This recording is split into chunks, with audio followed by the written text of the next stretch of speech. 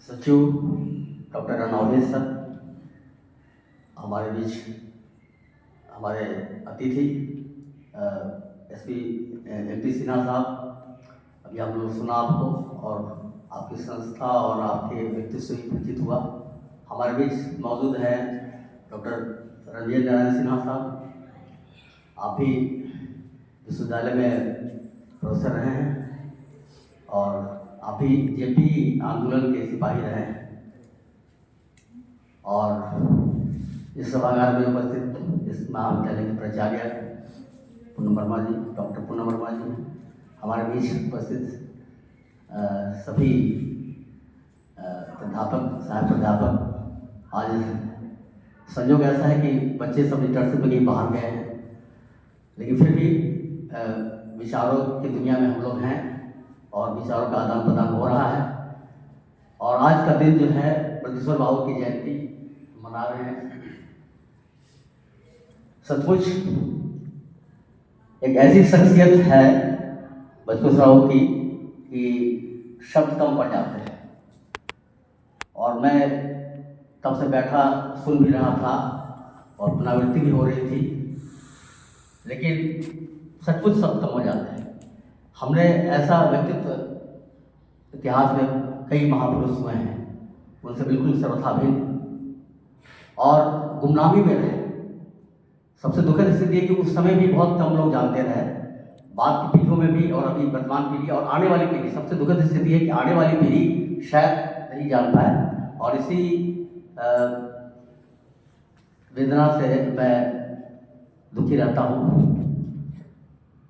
हम देखें इनके व्यक्तित्व को तो बहुत संसार संक्षेप में हम बहुत ज़्यादा समय नहीं लेंगे कि बृहदीश्वर बाबू, ये जो बिहार हमारा राज प्रांत है, हम यही सबसे बात शुरू करना चाहेंगे। बिहार प्रांत जो है, कभी ये मगध साम्राज्य पूरे भारत का की राजधानी हुआ करता था और उस गरिमा को पुनर्स्थापित करने में, मतलब 1936 की फिर बंगाल के साथ जुड़ गया, इसके इस प्रांत में बंगाल के साथ विलीन हो गया, इसका कोई स्वतंत्र अस्तित्व नहीं रहा। पूरे मगध साम्राज्य कभी भारत की राजधानी हुआ करता था, उसको एक राज्य के रूप में स्थापित करने में एक छोटी सी टोली थी जिसमें सज्जाद सिन्हा थे, डॉक्टर सज्जाद सिन्हा, बृहदीश्वर बाबू, सैयद हसन, इमाम हसन, अली हसन, ये लोग थे और महेश बाबू थे, महेश नारायण। ये कुछ 3-4-5 लोग थे जिनकी प्रतिज्ञा थी और उन्होंने बिहार को अलग करने का प्रयास किया और 1936 में बिहार अलग होता है। 12 में अलग होता है और जॉर्ज पंचम ने एक नोटिफिकेशन होती। फिर 36 में जब बंगाल से अलग होता है तो उड़ीसा और बिहार साथ ज्वाइंट संयुक्त राज्य के रूप में अलग होता है। 36 में फिर उड़ीसा भी हमसे अलग हो जाता है। तो एक राज्य के रूप में स्थापित करना, राज्य के दर्जा दिलाना और उसका जो बैलोज लिखना, उस सब में भी इनकी भूमिका रही है। उसके बाद बिहार को स्थापित करना, यहाँ ये उच्च न्यायालय की स्थापना करना, पटना विश्वविद्यालय की स्थापना करना, ये सब 17 के आसपास की घटना है। और ये बिहार विधानसभा, इस सब का निर्माण करना।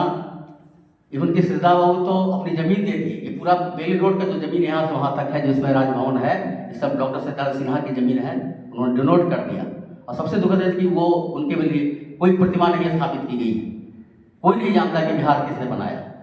तो हम लोगों को कम से कम अपने राज्य का इतिहास जानना चाहिए और उसमें बहुत अप्रतिम भूमिका रही है बृहदीश्वर बाबू। बृहदीश्वर बाबू की शख्सियत विद्वता के रूप में देखें तो बहुत अच्छे अधिवक्ता रहे।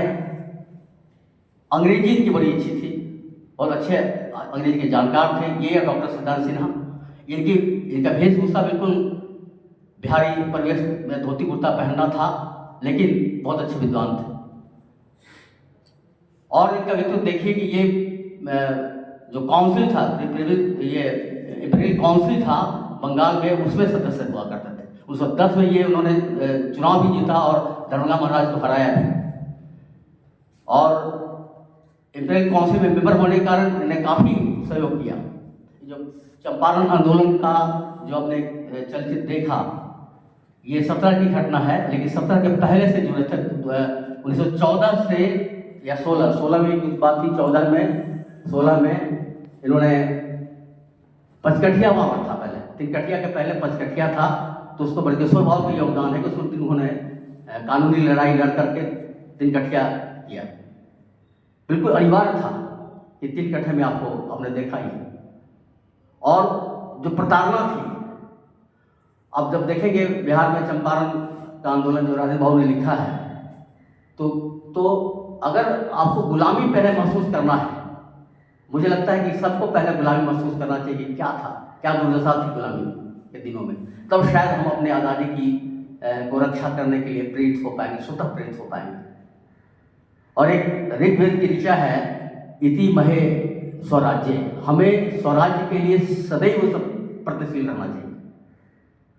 ये एक हिस्सा है, एक बहुत अहम भूमिका है किसी भी राष्ट्र के लिए। राष्ट्र जाना जाता है कुछ खास निश्चित भूभाग से, वहाँ की आबादी से, वहाँ की भाषा से।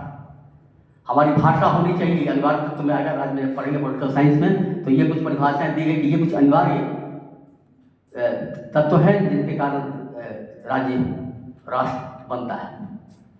तो इसकी रक्षा के लिए हम तभी प्रेरित हो सकेंगे कि जब हम अपनी गुलामी के प्रताड़ना को समझ सकें, तो उसे इतिहास में कहीं पढ़ना चाहिए। और इसके सदैव अभी देखेंगे, अभी वर्तमान में जो हालत है कि कोई किसी देश को कब्जा कर ले रहा है, कुछ भी कर रहा है, अभी हाल में हुआ है, तो इस आशंका के लिए भी हमको सदैव प्रगतिशील रहना चाहिए। ये ऋग्वेद की